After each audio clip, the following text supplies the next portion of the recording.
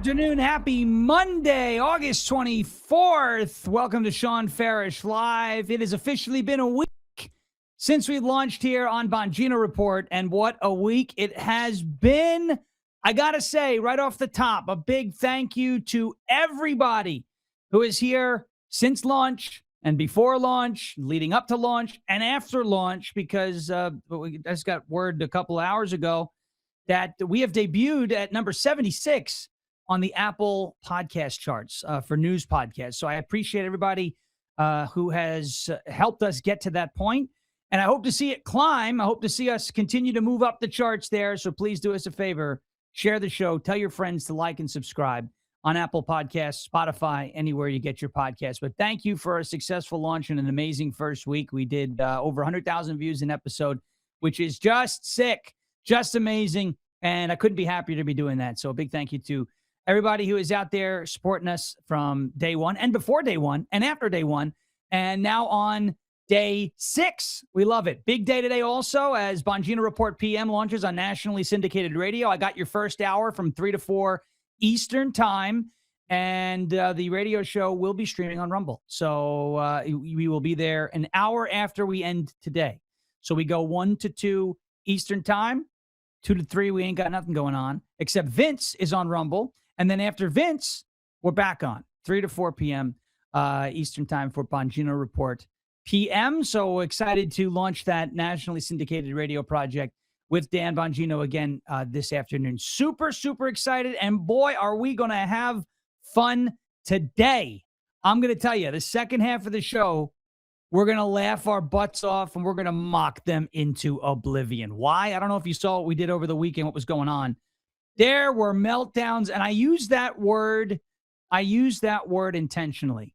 You want to get a bunch of liberals, you want to get a bunch of people who are whiners and losers mad at you on social media, use the term meltdown. For some reason, it's that specific term that gets them very upset. Oh, and they come in your mentions like, I'm not melting down. You're like, you support like a pedophile, la, la, la, la. And they start going crazy. The foam starts coming out, the steam out the ears, coming out. They start going nuts. And I'm like, did you say you're not melting down? Because that looks an awful lot like a meltdown to me. There were meltdowns all over the place on the left, with the left's right hand, right, who many of us have called the woke right, whatever you want to call them. The grifters, the doomers, the black pillars. They had a really bad week last week. I don't know if you noticed that, but we launched our show, and a lot of news broke again regarding the new radio show that's launching today. And they had a terrible week. Another one of their candidates lose. I call him White Mom Donnie in Florida, right? He lost. And this is a guy who, by the way, campaigned on no private beaches. There's a tweet. You could look at no private beaches. That sounds kind of commie to me. But anyway, White Mom Donnie lost in Florida, and a couple of other dopes and primaries lost. And they've had a very bad primary season. And now, they've got nothing else to sell you. Oh, this candidate's going to win. That one's going to win. So they're just throwing full-blown meltdowns, as are the slow on intake liberals, the ones who don't know what a woman is, the ones who are currently fighting an existential crisis within their own party, the Democratic Socialists of America, getting ready to, and I quote, violently take over the Democrat Party. They're calling it a violent process. Hassan Piker, I know there was a video floating around. I think Dan and Haley both played it this morning. I'm not going to play it because you've already seen it. I'm also disgusted by it. Nothing against anyone who's playing it. I just don't want to do it. Plus, you've already seen it. But we're going to get to that story as well. But I'm telling you, second half of the show, the mockery will continue until the behavior improves. Mockery. It is a very strong weapon. Okay? How many times have we heard the old catchphrase, the left can't meme, the left can't meme, the left can't meme, right? Folks, the mockery will continue. The mockery will continue until the behavior improves. If you don't want to be mocked, don't give me material, okay? Because we've tried doing the whole, let's just have a conversation thing. We've tried doing all of that, and it hasn't worked, okay? It hasn't worked. Ridicule, mock, shame, insult, ostracize. Once they've shown you that they are no longer interested in having a serious conversation, once they've shown you that, it's time to mock them. And that's exactly what Ennis Cantor did. That's exactly what we were doing over the weekend. You know, you had the fat supplement guy in his car. I don't know. It's a Dan Bongino lost 95% of his audience. Really? Seriously? Who told you that? The same source who told you that 145 days ago, Kash Patel was going to be fired? Same guy? Interesting. We'll have all that and more. We'll lean into the power of mockery because it is a very strong weapon. Before we do that, I got to get to a word from our friends over at OFP Farms. It's Oscar Foxtrot, papafarms.com. OFP Farms is a family-owned American company created farm-crafted skincare with quality ingredients that your skin actually understands. From rich goat milk lotions and grass-fed tallow magnesium creams to soothing body soap and delicious lip balms, every product is thoughtfully made in small batches with care.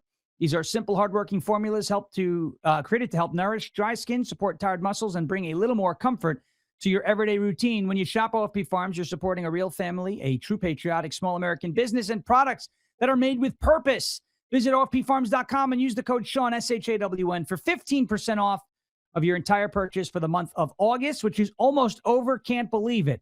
OFPFarms.com, promo code Shawn, OFPFarms.com, promo code SHAWN for 15% off of your entire purchase for the rest of the month of August. I love these guys and gals at OFP Farms. Denise and Corey, good friends of mine, owners of the company, real goats, real products, Goat Kisses lip balm, my favorite thing in the world. So check them out. OFP, Oscar Foxtrot, papafarms.com, promo code Shawn. All right, let's get right to it. The Democratic Socialists of America doing what all socialists tend to do.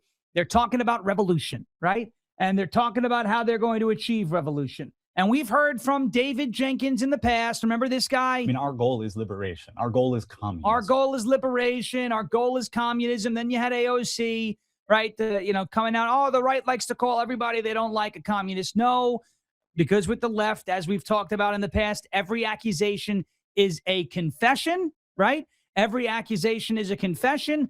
They are confessing essentially that that's what they do. Everyone they don't like is a fascist. Everyone they don't like is a racist. Everyone they don't like is a Nazi. Everyone they don't like is a homophobe. Everyone they don't like is a xenophobe, et cetera, et cetera, et cetera. We've been down this road with the left before.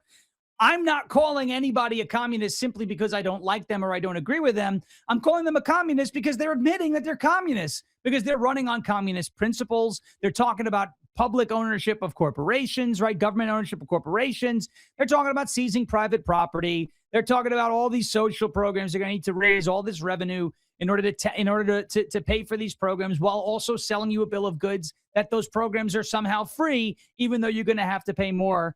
This is off the Post Millennial. Again, these guys seem to be these DSA types. It's either one of two things. I can't really decide. Maybe it's a blend of both. Maybe it's a little hybrid going on here. I can't figure out, are these people just dumb, or are they just, do they feel emboldened to speak this way? And again, I think it might be a little bit of both. Like, if I was a DSA guy, I wouldn't be on video that I know could easily be leaked saying things along the lines of it's going to be a violent process and we're going to take over the Democrat. I would want to be a little bit more like clandestine about it. You understand what I'm saying? A little more tactical, plan it a little better. The element of surprise, like not telegraph your plans, right? But are they cocky? Do they think they're going to succeed no matter what? Or are they stupid? It's kind of like, for those of you, and I know I was having this conversation with Justin beforehand, like for those of you who are sports fans, I'm a sports fan, get over it. I like football. I don't love some of the principles that the NFL stands for, some of the causes that they've adopted. I like baseball. I'm not really a basketball fan, although we are going to talk about women's basketball today because they still can't figure out what a woman is. I'm a huge hockey fan. Hockey is one of those sports I think more people should watch. But it's like, so for example, football.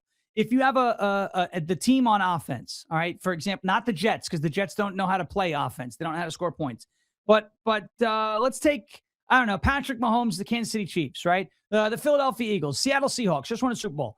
They're coming up. They're dialing up a play call. Are they telling the defense, hey, we're going to throw the ball 30 yards downfield on the right sideline, defend that? No, they're not telling you what's coming. They're not going to telegraph what that play is. A lot of football and a lot of anything when you talk about tactics, strategy, war, campaigning, there's a little bit of deception involved, right? Just like the defense. The defense isn't going to tell you, hey, this guy's blitzing, send your running back out to the right and chip him before he gets to your quarterback. There's a little bit of deception. A pitcher in baseball does not tell the hitter what pitch he's throwing. Hey, I'm throwing a changeup low and away. It's going to be a ball. Don't swing at it. No, you're looking to deceive the hitter. You're looking to throw the timing off. You're looking to get that swing and miss, to put that hitter away, to get that strikeout, to strand those runners on base. You're not going to do that by telling them what's coming. So the Democratic Socialists of America right now, they're out there telling everybody what's coming, right? And then to me, that doesn't make any sense. The only way I can explain it is either A, they're stupid and it's just getting out because they're dumb, they're not secure with their communications, or B, they're cocky. And both of those things can be used against them. Their stupidity can absolutely be used against them. And I don't believe these are intelligent people, right? I don't believe these are intelligent people. But I don't know if the reason why all this is getting out is simply because of their own stupidity, okay? But I also think that there is a level of cockiness. And again, that can be exploited. As the post-millennial piece makes mention here, Hayden Cunningham over on Post-Millennial, members of the DSA are calling for major political change within the Democrat Party and the United States, with some calling for a violent revolution. There's a compilation that we're going to play for you of footage posted by Canary Mission on X, showed comments from DSA members, candidates endorsed by the DSA, and far-left commentators discussing the future of the Democrat Party. Among those featured was DSA activist and streamer Michael Byer, who said during a panel discussion that the Democratic Party establishment that we have has to be ripped out. I want to play the entire video in its full context. So if we can cue that up, this is the Democratic Socialists of America. Again, these televised group chats, and you're going to see some familiar faces we played on the show.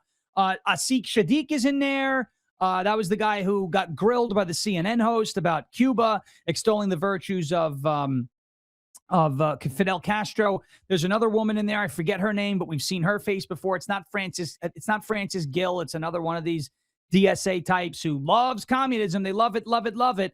But let's play this. Let's play this one here. Show you exactly what they're planning. Not my words, their words. Go ahead. We have seen that the Democratic Party establishment that we have has to be ripped out. We can actually start to grab hold of the ship of state and steer it in our direction, but it's going to be a violent process. Our country needs to change, and this Democratic Party needs to change. I was more than glad to go on Hassan's stream. This is we need as Democrats, we need to go into these spaces.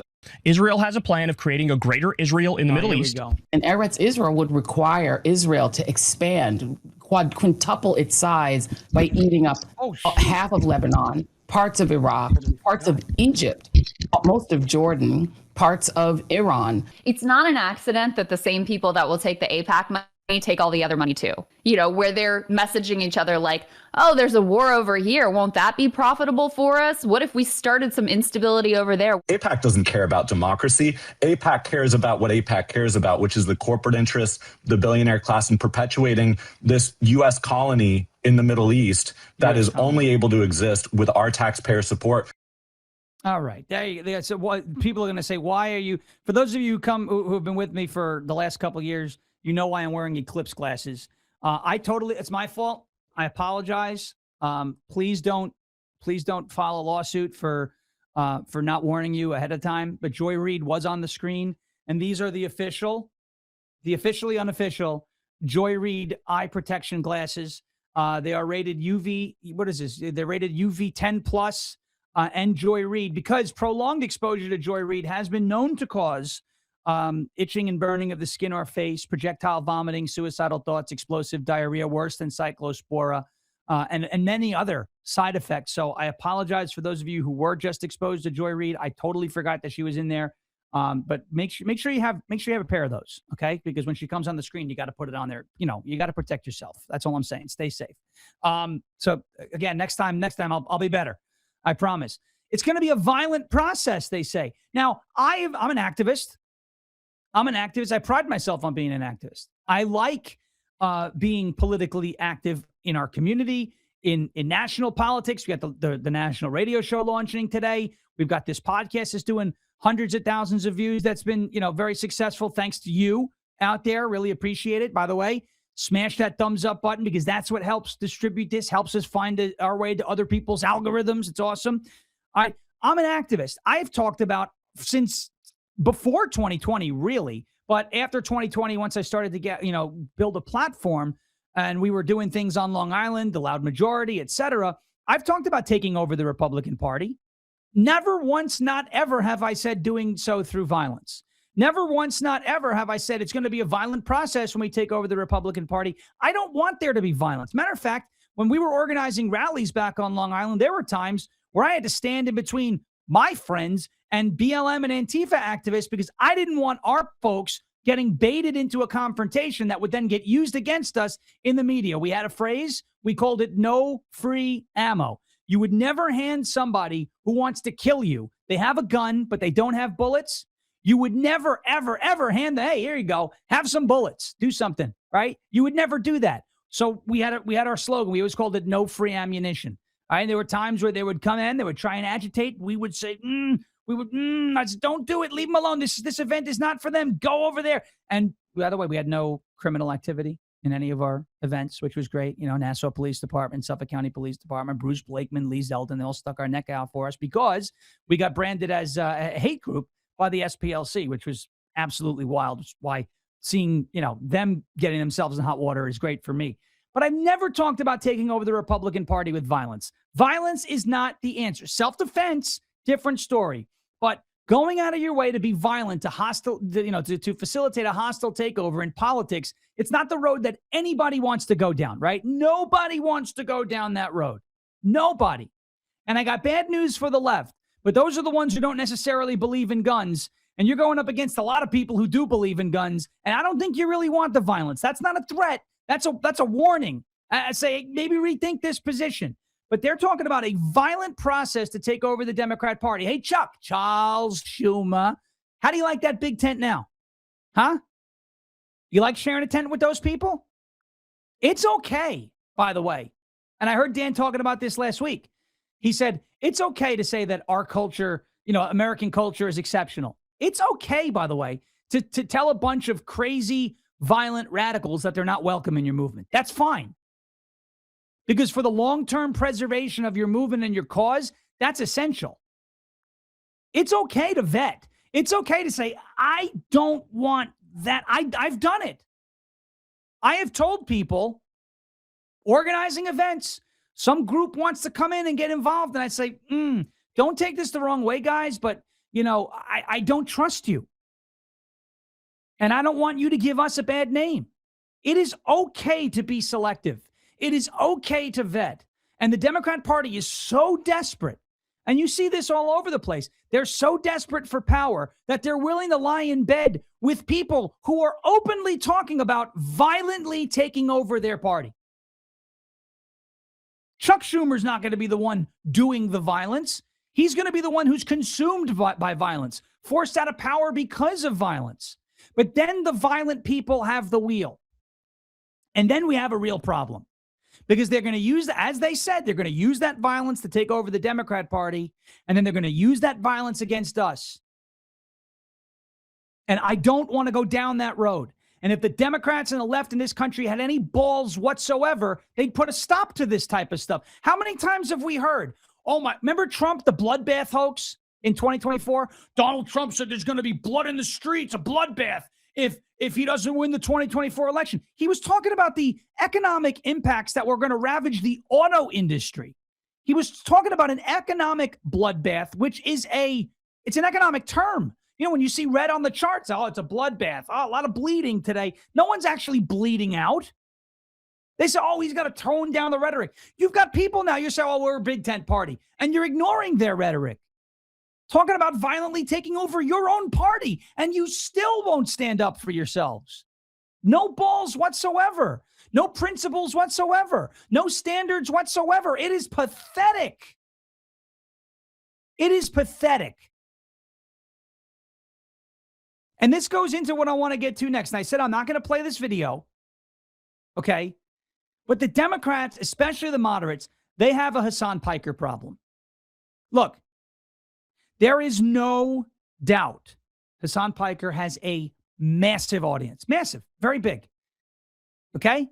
Whatever. I don't like that he has a massive audience, but it's not up to me. I'm not a member of his audience. I don't consume content like that. Okay? A lot of people do. I'm not going to say, oh, he's irrelevant. Well, if we just ignore him, he'll go away.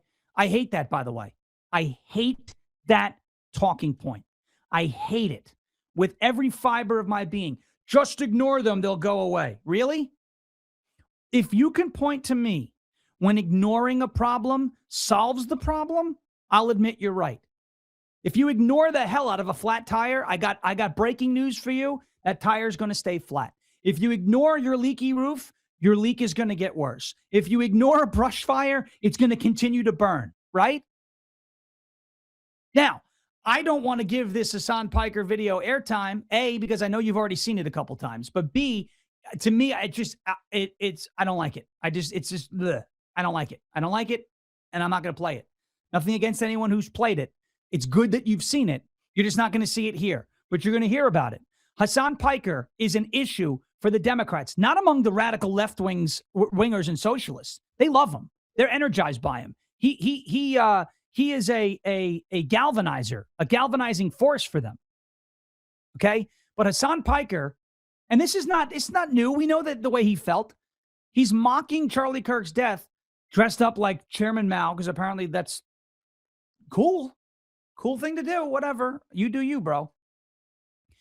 But to mock the assassination of a young man shows you, to mock the assassination of a young man, a father, a husband, a peaceful guy. To mock that, it just shows you how depraved you really are. Now, again, this is not breaking news for us. We know the left is essentially a death cult. Look at the women who are bending over backwards. They are finding brand new yoga poses defending Lindsay Clancy right now, who has admitted to killing her children. Okay, now she has not admitted guilt in a legal sense. She admitted to killing her children, but then passed off the buck to the medicines, and that's a conversation we can have. I do believe that society has an over-medication problem, but I'm not going to give her horrible conduct a pass. A pass, you strangled your kids, and she admitted to doing that. Right? But look at the women.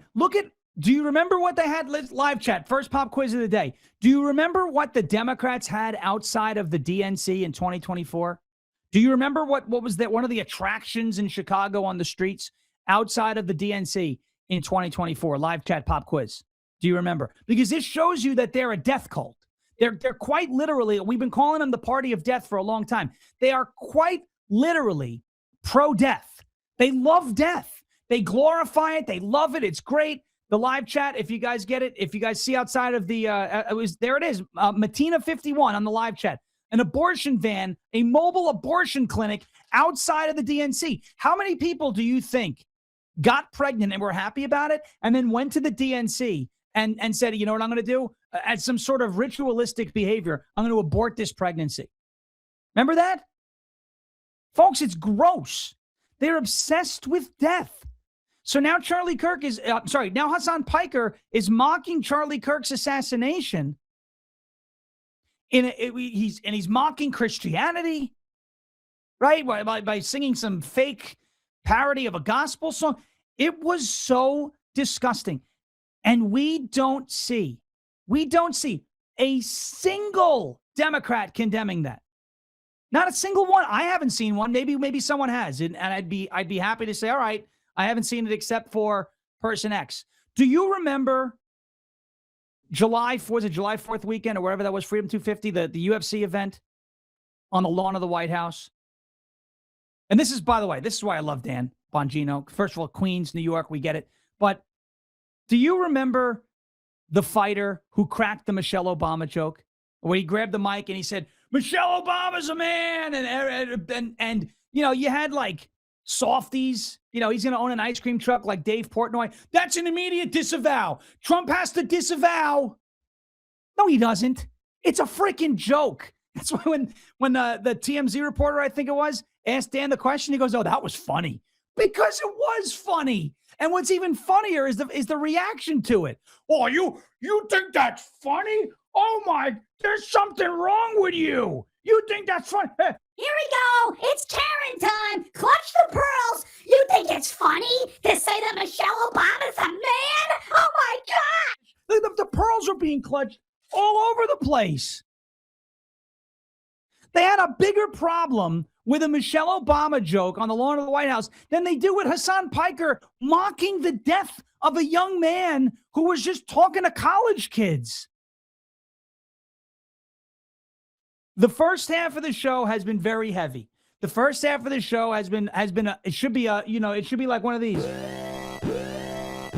The alarms are going off, right? The alarms are going off. That's who we're fighting against. How do we fight back? I love the free exchange of ideas.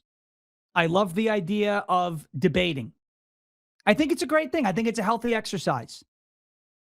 You know, I was catching up on some of Dan's episodes, right? And he had Dinesh D'Souza on with his new book, which looks like it's going to be phenomenal, by the way. Okay. But Dan was saying he became a fan of Dinesh because he watched his debates early on, several years back. Charlie Kirk was probably one of the best I've ever seen when it comes to the free exchange of ideas. And he said when the talking stops, the shooting starts, right? I'm fine with it. But there are some people who are beyond saving. And one of the best rules to understand, one of the best things to understand, and again, Dan has pointed this out, is it's not me and the liberal. I'm not trying to change Harry Sisson, for example. I'm not trying to change his mind. It's the people over here that are off camera that matter. That's who you're talking to. And sometimes, in order to break through to those people, the third party, the ones who are listening, the swayables, the unbiased audience, the open-minded people, the malleable middle, whatever you want to call them, sometimes you've got to hit them over the head metaphorically with a 2x4. And sometimes the way to do it is through mockery. Rush Limbaugh did this incredibly well. Donald Trump in 2016 did this incredibly well. Think of all the nicknames: Lion Ted, Low Energy Jeb, Little Marco, Crooked Hillary. You know, the nicknames, the mockery, the tweets, the memes. You may look at that and say, it's childish. But sometimes that's how you break through to people. I got yelled at over the weekend. Oh, because Kathy Griffin on meth, the guy who's been running around, I think Dan refers to him as Ronald McDonald. He's been running around spewing all sorts of nonsense, very envious of what's happening here, very envious of the growth of the Bongino Report brand and the new radio show and my new show, and Dan's show continues to crush it, and Haley's crushing it, and Vince is crushing it. Everyone's crushing it. And they're very envious of it, right? Because they're starting to see their audience start to fall off. You had a supplement guy. Well, I had a 90% drop on my fingers because it was a glitch on X. It's horrible. This is insane. I think the fluoride might be turning him gay, to be completely honest. There's a 90% drop off. But then he passed that off to Dan, saying 95% of his audience is gone. Like, what are you talking about, dude? They're starting to see it because people are waking up to the fact that they're selling everyone a load of BS. They don't like the mockery. Oh, let's talk about the facts. Don't just talk about the way we look. Now I'm going to talk about the way you look. If you leave your house looking like a cracked out version of Kathy Griffin, I'm going to point it out. And as I said over the weekend, now that I know it bothers you, you see, you shouldn't have said that. You should not have told me that it bothers you. Because I have been this way since I'm a very, very, very young child. My parents will tell you, when you tell me not to do something, I want to do it even more. Don't press that button. I'm running over to press the button, right? I'm very stubborn. There's a rebellious streak here. And you tell me not to do it. You tell me that it's one of your weaknesses. You tell me that you're having a hard time with it. You tell me you don't like it. I'm going to do it. The mockery will continue until your behavior improves. And we're going to get to one of the finest displays of mockery ever. This is why I appreciate people like George Carlin, because he wasn't just a comedian. He made you think, and he poked fun at real cultural, issues and made punchlines out of it. Right? I mean, and he was an equal opportunity offender. I love the guy. Sometimes you've got to mock. Sometimes you've got to lean in. You may feel like, oh, this is below us. It's not. Rush Limbaugh did this incredibly well, and we're going to do this well. I'm not going to make the whole thing about mocking people, but sometimes it's the mockery, it's the jokes, it's the shaming, it's the poking fun that breaks through to people and go, yeah, this is ridiculous. They can't, WNBA, they're meeting for weeks to months to figure out what a woman is. The W is the first letter in their league's acronym, and they can't even define it. That is ridiculous. And so we're going to get into that. And I'm going to encourage you. Lean in to the power of mockery. Now, I'm not saying to use mockery first. By all means, entertain the conversation, have the conversation. Don't just start with, oh, yeah, well, you're ugly. But if you're talking to somebody, like a brick wall where you're just never going to get through to them, sometimes it's necessary. I know it's a little controversial, but mockery works. It is a very powerful weapon, and it's even funnier and even better when the folks that you're mocking are admitting that the mockery is working and that they're uncomfortable because of it, which we'll get to in a second. Now, before we do that, I want to talk to you about our friends at Ammo Squared. These are great. It's a great company, folks. AmmoSquared.com. Ammo Squared. Do you remember the great ammo shortage of 2020? Store shelves were empty. Online inventory disappeared overnight. And if you waited until you needed ammo, it was already too late. The lesson was simple.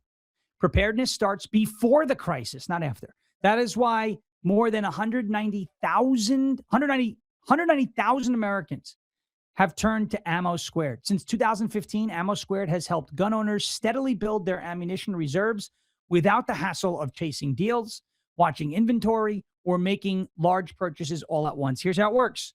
You choose your calibers, you set a budget that works for you, and Ammo Squared automatically buys and stores your ammo over time. Your stockpile grows month after month and ships whenever you're ready. No minimum orders, no storage fees. No need to spend hundreds or thousands of dollars up front. Now, whether you're a shooter, a hunter, a competitor, or you're simply someone who just believes in being prepared, Ammo Squared makes it easy to stay ahead of the next shortage. Visit ammosquared.com, ammosquared.com today and start building your ammo reserves the smart way. Join over 190,000 members and thousands of five-star reviewers who are taking responsibility for their own preparedness. That is ammosquared.com, ammosquared.com. You must be 18 or older and not prohibited from possessing ammunition, and you must be 21 or older for handgun ammunition. Ammosquared.com. Thank you, Ammo Squared. Okay, the power of mockery, folks. This is why we have the Karen button. This is why we do some of we have some of these funny bits that we do. Whether it's Chief Golden Eagle and we're mocking, I forgot her name, Pocahontas, Elizabeth Warren. Mockery is a very strong tool. It is a very useful weapon. And it's like, oh, well, you're bringing a knife to a gunfight because you got Hassan Piker glorifying an assassination, and you have the Democratic Socialists of America talking about violently taking over their party's infrastructure. Well, we're addressing that, and we're shedding light on that, and we're showing everybody, hey, these are very violent people. But on the other side, when you look at their platform, when you look at what these people stand for, it is completely and totally ridiculous. And sometimes, matter of fact, a lot of time, especially in this society with a 90-second attention span, the best way to change someone's mind or to make a point sometimes is to mock your opponent. And that is exactly what we're seeing here with the WNBA. This guy, Enes Kanter Freedom, right? Now, by the way, his last name wasn't actually Freedom when he was born. He's Enes Kanter. He added Freedom in there because he was taking heat when he played for the NBA, He added the word freedom in there as a means of trolling and making a statement. He got ejected yesterday from a WNBA game after one of the players on the court, these women have a job to do, play frickin' basketball. This player on Chicago's team, the Chicago Sky, and I believe the player, ironically, her last name was Cloud, got triggered by the post-millennial. I disagree with this characterization, calling it a pro-woman shirt. All the shirt did, folks, was define what a woman is. Like using the actual definition of woman, which is an adult human female. Ennis Cantor was at the WNBA game. You know, anybody who has, if you've been living under a rock for the last couple of weeks, haven't heard about this Ennis Cantor, he's a male, a biological male. But because the WNBA and some of the coaches and some of the players are like, yeah, trans players are fine. He's like, okay, I want to play in the WNBA. Oh, you can't do that. Whoa. Who are you to say he can't do that? Sounds awfully transphobic to me. No, he doesn't mean it. Oh, really? But Dylan Mulvaney, you telling me Dylan Mulvaney actually means it? You're telling me he is not making a complete spectacle and a complete joke of what it means to be an actual woman? Really? Seriously? That's where we're going?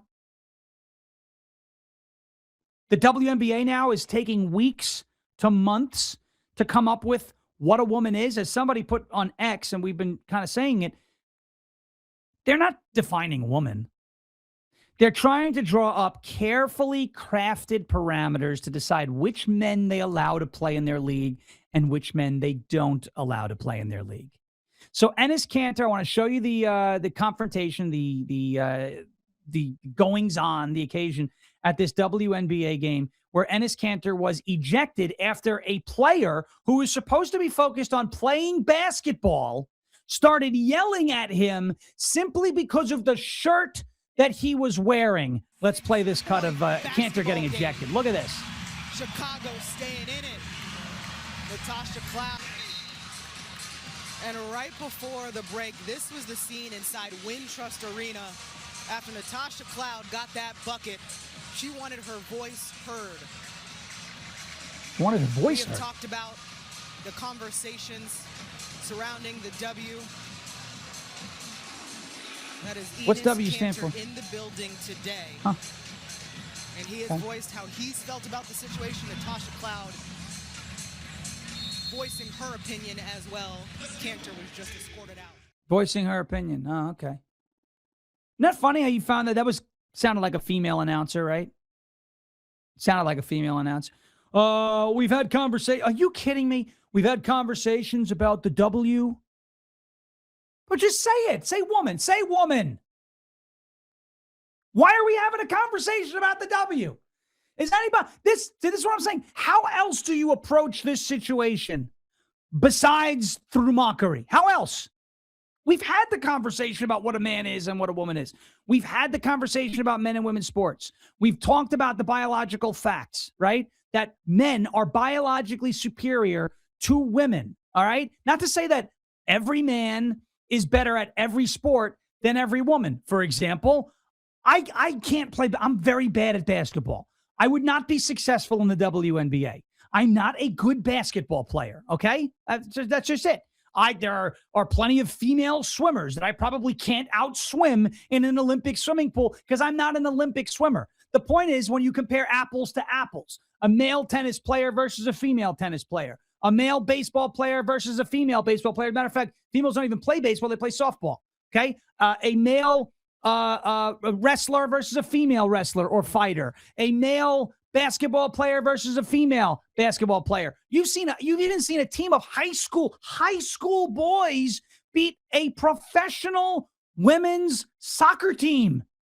Oh, that was just an exhibition. Doesn't matter. They still kept score, and the boys who are in high school won.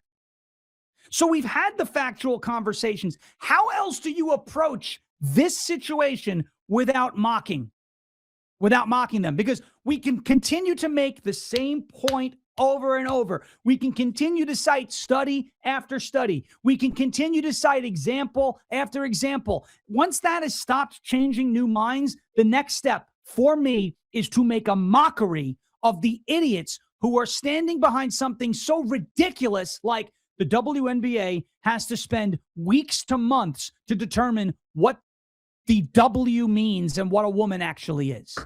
How else do you approach that without pointing and laughing and making fun of it? To me, there is no better way to approach it at this point where we currently stand. The mockery will continue. The mockery will continue until the behavior improves.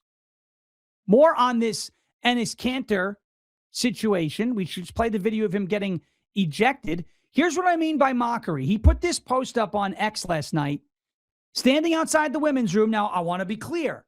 I do not, first of all, I don't support men and women's sports, okay?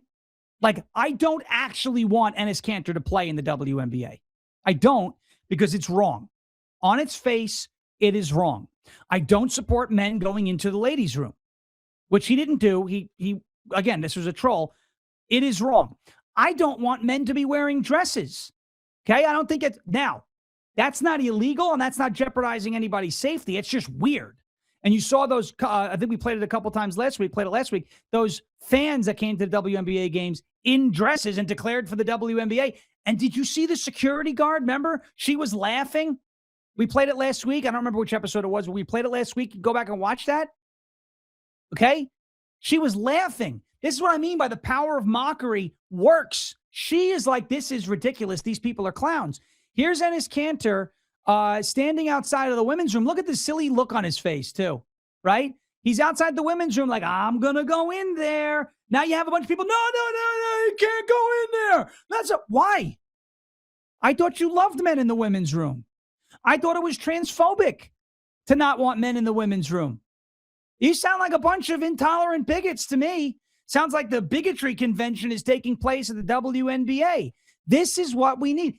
Nobody is doing it better than this guy, Enes Kanter, right? Royce White, he's putting a wig on. Like, the point is not that these guys actually are going to play, not that they actually think they're women. The point is, through mockery, through this exercise in shaming, right? They are pointing at something so ridiculous and saying, no, look, I'm actually going to test their hypothesis. And I'm going to do it obnoxiously because it's going to get attention. It's going to start conversations. And that's what we need to do sometimes to break through to people who otherwise think it's not a big deal. There are people watching this for the first time ever who have heard of the WNBA going, wait, why is he trying to play? And they go in, they do their homework, and they go, oh, this is that men and women's sports issue. And the WNBA already said that they would, that they're pro the whole trans thing, and they don't have a problem with the trans players. So he's just going to say he's trans and try to play. And of course, he's doing it with a little bit of mockery, showing you that it's a troll, and it's making waves. It is breaking through to people, and it is making the folks who otherwise love to virtue signal about how much they care and how tolerant and how inclusive they are. It is making them very uncomfortable, showing everyone they don't actually care about trans people. They don't actually care about inclusivity. If they did, they would welcome Enes Kanter into their league. They would welcome Royce White into their league. They would welcome Justin. Justin said, I could probably hold my own in the NBA. They would welcome the WNBA. They would welcome Justin into their league. I don't know. I mean, if Justin grows his hair out, maybe, starts to do a little woman things, a la Justin Trudeau, maybe sit down, take a leak once in a while. Who knows? Maybe he'll wind up in the WNBA. I don't know. My point is the way you can break through to folks who otherwise are done listening to the factual argument is through mockery, to make them realize, wow, this is actually ridiculous. I want to play another cut. This is from Outkick. And Outkick has been around for a long time. Clay Travis founded it. It's it's sports, but now it's kind of like sports culture. There's like pop culture and there's like sports culture. Outkick, this is a cut from them. There was an interview done with Enes Kanter about him getting ejected from the WNBA game. I want you to hear it from Enes Kanter himself. What exactly went on here? Let's play it. What happened tonight? What happened tonight? Good question. So I was literally out there. I mean, I'm a huge fan of basketball, a huge fan of women's basketball, and I was there to watch the game, and I was really excited because I'm a huge fan of the Fevers. And so I was just literally just there to just watch the game. And then first half went amazing. I was having so much fun with my friends and stuff. And then it was towards the end of the third quarter, and Sophie Cunningham shot a three, and I put my hands up to celebrate, right? Literally a couple position later, Natasha came back and started screaming and yelling and said, "She's not going to sleep with you." And I was like, I am not trying to sleep with her. I'm just here to protect women and support her. And then obviously after that, she started yapping and she started to walk towards me. And literally I just got up and then I was like, I'm just here to protect women and that's all, right? And then she started to yell. She started to use some very heavy language. She started to actually cuss. And I was very shocked that there were a lot of kids and there were a lot of teenagers was at that game. And I just cannot believe that she was just cussing and using those F-bombs in front of all these kids. And that is not, That's, I mean, that's I'm sure pretty like much, I mean, she's you hear loved it from in him. Chicago. You hear it from him. You hear the his side of the story, right? And I mean, is it not again, sexist? This is the second time in a week we're seeing these radical leftists, these woke types, right? Like they were implying last week, John Ossoff was implying last week that Donald Trump was in some sort of intimate relationship with Natalie Harp, right? Now they're saying, oh, Sophie's not going to sleep with you. What business is it of Natasha Cloud that Enes Kanter is in the building watching the game? If Enes Kanter has a ticket and he wants to watch a game and he wants to root for the Indiana Fever and he wants to support Sophie Cunningham and he wants to support women, right? What business is that of Natasha Cloud? The answer is it's none of her business. She is so insecure by this conversation. She is so uncomfortable because of this conversation about men and women's sports that it is impacting her play. It is keeping her up at night. She is losing sleep. She's using so much energy thinking about it that the mere sight of Enes Kanter supporting someone else, Sophie Cunningham, at this game drove her crazy. Total meltdown. That was a meltdown. Okay, if mockery wasn't powerful, if mockery wasn't effective, I wouldn't even be talking about this on the show. I would be saying this is ridiculous. Now, there is a level of publicity stuntishness, right? Like, there's definitely that aspect of it, but it's not for, and Enes Kanter doesn't need the attention. I forgot he existed until this whole WNBA conversation came up.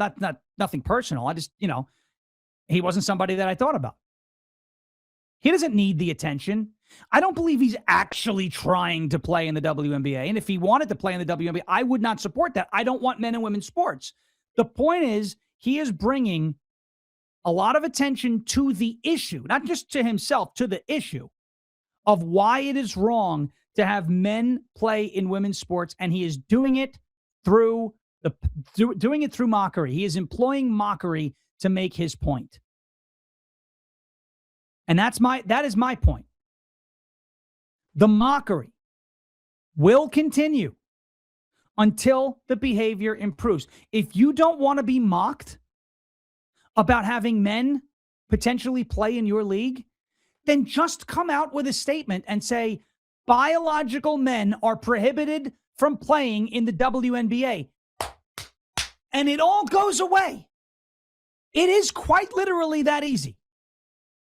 If the WNBA comes out and says, if you're a biological male, you cannot play in the WNBA. Enes Kanter is gone. Royce White is gone. There's nothing. They can still go to the game, but they can no longer declare to play in the WNBA because they don't meet the criteria. It's quite literally that simple. That's it. That is all they have to do to avoid being mocked like this. And the other reason why I'm excited about this whole, the power of mockery is when you look at now back to politics, not just the sports culture, pop culture, and this one issue, but the news as a whole. When you look at the doomers, the black pillars, the panicans, the fake MAGA, the whatever you want to call podcastistan, you know. Who do you think you are? Those types, right? He's cackling in his toupee, the whole thing. The days of having the conversation are just about over with these people. I mean, when you watch a guy like Tucker, for example, Tehran Tuck, give a tougher interview to Ted Cruz than Hunter Biden, what am I supposed to do at that point? Other than point out that he doesn't look well in a couple of photos and, you know, mock him for being sanctimonious. This is after Donald Trump used the F word in a tweet. He did this. Who do you think you are? Now, who do you think you are? Took the glasses off. He was acting all serious, wagging his finger. Who do you think you are? Like, oh my gosh, you're above foul language. Okay, sure. When you look at this, and they started complaining about it. Someone tweeted at me over the weekend, oh, you're getting roasted on so-and-so's show. I said, I don't care. That means I'm over the target, man. They're saying, oh, all they do is focus on how we look. They're not talking about the substance. We've tried that. Every time we come with actual rebuttal, every time we come with actual facts, every time we come with actual data, these black pillars, these grifters, these doomers, they call it, well, what is it? Fed slop, right? How many times have you heard that stupid? Oh, you believe a radical leftist tried to kill Charlie Kirk, Tyler Robinson? You believe he's entitled to, you know, to his day in court. He's going to have his process. But I believe it was him based off of the evidence available. Okay.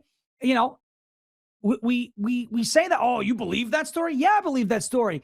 Look at what Hassan Piker's doing. He's celebrating it. Yes, I believe that a radical leftist wanted to kill Charlie Kirk. When you come at them, as Kash Patel put up on X yesterday, murder rate down 20%, 53,000 violent crime arrests. 9 of the FBI's 10 most wanted have been captured. 31,000 gang and criminal enterprise arrests. 32,000 kilograms of fentanyl seized. 11,000 child victims located. 5,000 child predators and traffickers arrested. 42,000 foreign terrorist organization related arrests. 55 foreign terrorist organizations dismantled. 130 plus counterintelligence arrests. 300 plus cyber arrests. $182 million in cyber criminal funds seized. That's been the accomplishment of this FBI since Kash Patel was sworn in, and Dan Bongino played a big role in that first year. When you bring all that to them, they go, well, but this isn't happening. Okay, so they didn't get to it, or they didn't do exactly what you wanted, but you can't say that nothing is happening. Well, the stuff that is happening isn't the stuff that I care about. Well, that's on you. So how are you supposed to break through and have a conversation with somebody who tells you that nothing is happening? You go through this entire list, and it's all this stuff that's been happening. The next step is you mock them. You mock them for being stupid. You mock them for being ridiculous. You mock them for acting entitled. And yes, if you walk out of your house and you look silly, like a cracked out version of Kathy Griffin, we mock them for that too. If you'd like it to stop, how about stop behaving like an a-hole? It's that simple. That's it. The last bit I want to play for you here and get to is the 2028 bench for the Democrat Party. There really is no bench. AOC, and I'm not saying, look, when I'm talking about mocking people too, I am not at all saying we don't take these people seriously, especially on the left, okay? The doomers, grifters, panicans, podcastistans, those people, the sensationalists online, the clickbaiters, those people you could take a little less seriously because look at how they performed in this primary cycle. I mean, it was a joke, right? It was a joke. Like 18% of the vote was their high watermark. A joke. But when you look at the radical left, you actually have to take them seriously. You do. Okay? That's not to say when I mock them, I'll say, oh, these are unserious, whatever. But their bench is incredibly shallow. Gavin Newsom, I just don't see the country falling for his act. Kamala Harris, right? We have the Kamala Harris word salad fork. It gets larger. It's like Pinocchio's nose with the lie. Every time she talks, oh, you think you just fell out of a coconut tree? And it starts to go, oh, the wheels on the bus go round and round. Oh, I've never been to the border. Oh, my gosh. And then she starts using accents, and the fork becomes huge. This is the Kamala Harris word salad fork. We mock her, right? AOC, she's dumb. And China, and I don't really know about Taiwan. And, you know, she said in the Girl Scouts, they recreated the NASA Challenger mission, like the Challenger exploded. Probably didn't want to recreate that one. Their bench is a disaster. Buttigieg, Newsom, Kamala, AOC, probably their strongest candidate at this point. When you look at on the other side of the aisle, Marco Rubio, J.D. Vance, Ron DeSantis, Pete Hegseth, down the pipeline, possibly a guy like Brandon Gill. I think that would be phenomenal. And there's several others, a lot of Glenn Youngkin. I mean, maybe you like him, maybe you don't. Lee Zeldin, I love the guy, good guy. There are names all throughout the administration and throughout the conservative side of the aisle, you can say are on quote unquote the bench. This is how you know the Democrat bench is very shallow. I want to play this clip. Remember Chris Van Hollen? If that name doesn't ring a bell, it will in a second. Chris Van Hollen is now saying he's kicking the tires to run for president of the United States. Roll it. I've been kicking the tires as I look at 2028 because I don't think the Democratic Party has answered the call about how we're going to make sure we have an economy that really does work for everybody, especially working people. You've been kicking the tires on 2028, meaning you're thinking about running for president in 2028? I'm kicking the tires, meaning I've been to New Hampshire. I was invited to go there. I was invited to go out to Iowa last summer. I think there's a great deal of churning within the Democratic Party, and I support that. As I said, I think we need this healthy debate because I don't think Democrats have put forward a clear alternative to the Trump administration. So bottom line, you're mulling a potential run in 2028. Bottom line, I think Democrats need to be very clear, not just what we're against, but what we're for. And I very much want to be part of that debate. And I am kicking the tires, testing the waters. Kicking the tires, testing the waters. Okay. Need I remind you who that guy actually is? Senator from Maryland. I call him Chris Kilmargaritaville Van Hollen. Why do I call him that? Let's put this photo up from the El Salvadorian president's office or so. There he is with Kilmar Abrigo Garcia, suspected gang member, suspected human smuggler. See the drinks on the table with the little cherries on them? I guess those are with the frosted rim. Yeah. Wasting away down in Kilmargaritaville, right? Drinking cocktails and making a scene, right? Look at this.